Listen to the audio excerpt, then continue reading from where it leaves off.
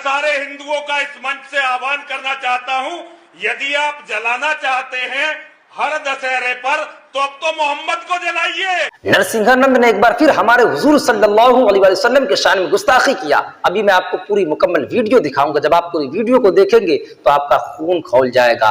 नरसिंहानंद ने जो जो बातें हमारे हुजूर के शान में बोला है वो नाकाबिले बर्दाश्त है। काश आज हजरत उमर का दौर होता तो लोग इस तरह हुजूर के खिलाफ जुबान ना चला रहे होते। आप वीडियो को खुद देखें, आपको सच्चाई का अंदाजा लग जाएगा। अब तो ऐसे ऐसे अपराधी पैदा हो गए हैं जिनके सामने रावण का कोई अस्तित्व नहीं है। अगर आज जलाना है, मैं सारे हिंदुओं का इस मंच से आह्वान करना चाहता हूं, यदि आप जलाना चाहते हैं हर दशहरे पर तो अब तो मोहम्मद को जलाइए।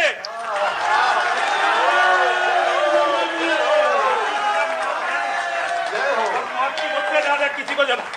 देखो, हमारी लाखों करोड़ों बहन बेटियों का बलात्कार जिस व्यक्ति के कारण हुआ वो है अरब का लुटेरा मोहम्मद। पूरी दुनिया में जो खून खराबा हो रहा है, जिसके कारण खून खराबा हो रहा है, वो है अरब का दरिंदा मोहम्मद। अगर जलाना है तो मोहम्मद के पुतले जलाने शुरू करो ताकि दुनिया मोहम्मद के बारे में बात करनी शुरू करे।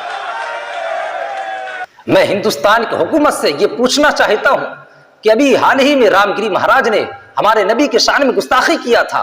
अभी मुसलमान उस दर्द को भूल नहीं पाए, उस जख्म से भी मुसलमान उभर नहीं पाए थे कि नरसिंहानंद ने दूसरा दर्द दे दिया। रामगिरी महाराज की गिरफ्तारी के सिलसिले में लोग महाराष्ट्र से रैली निकालकर मुंबई तक गए ताकि रामगिरी महाराज को गिरफ्तार किया जाए, मगर अब तक रामगिरी महाराज को गिरफ्तार करके जेल में नहीं डाला गया।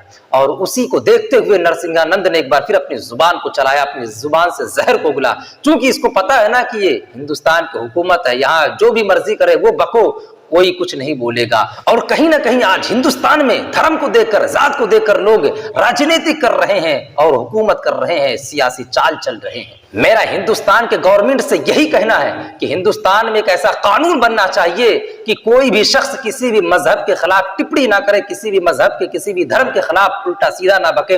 अगर अपने धर्म का प्रचार करना है तो करो, मगर किसी के धर्म के खिलाफ उल्टा सीधा ना बको। आज कोई भी मुसलमान किसी के धर्म के खिलाफ क्यों उल्टा सीधा नहीं बकता है? क्योंकि हमारा ये मजहब इस्लाम का ये तरीका नहीं, हमारा ये मजहब ये हमें तौर तरीका नहीं सिखाता कि हम किसी भी मजहब के खिलाफ उल्टा सीधा बकें। नरसिंहानंद ने जो हमारे हुजूर के शान में बका है, उसके इस तरह बकने से हमारे हुजूर की शान कभी कम नहीं होगी, हुजूर का जिक्र कभी कम नहीं होगा। क्योंकि रब ने कुरान में फरमाया वरफ़अना लका ज़िक्रक, ऐ महबूब हमने आपके जिक्र को बुलंद कर दिया। हमारे नबी की शान ये है, हमारे नबी का मकाम ये है कि जिसने 63 साल की उम्र में कभी झूठ नहीं बोला वो हमारा नबी है। जिसने बच्चियों को जिंदा दरगोर होने से बचाया वो हमारा नबी है। जिसने बेवा औरतों को समाज में चलने का मौका दिया है वो हमारा नबी है।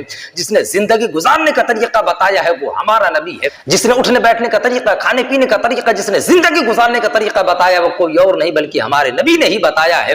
लोग इस दुनिया में जानवरों के तरीके से जिंदगी गुजार रहे थे, मगर मेरे प्यारे आका सल्लल्लाहु अलैहि वसल्लम ने लोगों को इंसानों की तरह जिंदगी गुजारने का तरीका बताया। हमारे हुजूर की सीरत ये है कि प्यारे आका सल्लल्लाहु अलैहि वसल्लम ने सहाबा इकराम से फरमाया कि ऐ मेरे सहाबा, कभी भी किसी बेवा औरत के सामने तुम अपनी बीवी से प्यार मत करना।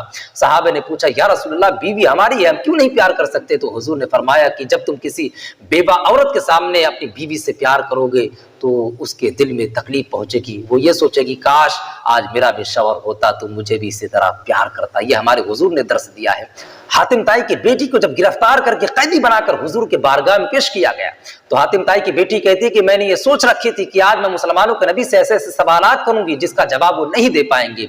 मगर जब हुजूर की बारगाह में हातिम ताई की बेटी को पेश किया गया तो वो उसके सर पे दुपट्टा नहीं था, चूंकि वो काफिरा थी। प्यारे आका सल्लल्लाहु अलैहि वसल्लम ने अपने मुज़म्मिल वाली चद्दर को उतार कर दिया, कहा इसके सर पे डाल दो। तो सहाबा किराम ने अर्ज किया या रसूलल्लाह, ये आपकी मुज़म्मिल वाली चादर है, ये आपकी पाकीज़ा चादर है और ये काफिरा, इसके सर पे हम कैसे डाल सकते हैं? तो मेरे प्यारे आका सल्लल्लाहु अलैहि वसल्लम ने फरमाया कि आखिर ये बेटी ही तो है, चाहे काफिरा की बेटी हो मगर बेटी ही तो है। तो हातिम ताई की बेटी ने आगे कहा कि जैसे ही नबी की मुज़म्मिल वाली चादर मुबारक मेरे सर पे पड़ी, सब कुछ मैं भूल गई। पहले तो मैं ये सोच रही थी कि मेरी इज्जतों के साथ खेला जाएगा, मेरी इज्जत को लूटा जाएगा, लेकिन फिर भी बाद में समझ में आया कि नबी के बारगाह में इज्जतों को बचाया जाता है, यहाँ इज्जतों को लूटा नहीं जाता है।